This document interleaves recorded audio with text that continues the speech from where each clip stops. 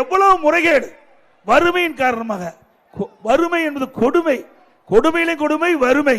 அதை பயன்படுத்தி ஏழைகளை பயன்படுத்தி அவளுக்கு பணத்தாசை காட்டி அவளை அழைத்து சென்று இப்படி கிட்னி முறைகேடு நடைபெறுகின்ற மன்னிக்க முடியுமா? மன்னிக்க முடியுமா?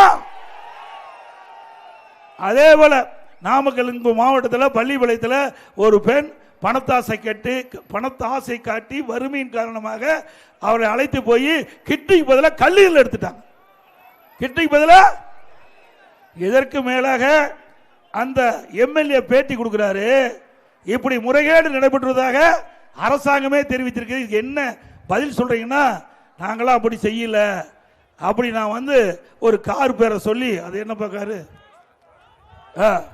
Rose Rai car. ஏன்னா நமக்கெல்லாம் தெரியாது, விலை உயர்ந்த காரா, 12 கோடி இந்த கார்.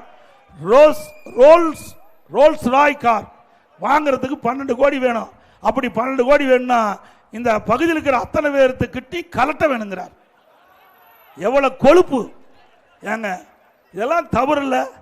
ஒரு மனிதனை மனிதராக மதிக்க வேண்டும். ஏழையாகவும் சரி பணக்காரரும் சரி யாராக இருந்தாலும் மதிக்க வேண்டும். ஒரு சட்டமன்ற உறுப்பினர் மக்களுக்கு சேவை செய்யக்கூடிய பொறுப்பில் இருக்கின்றவர் இப்படி பேசுவது சரியா?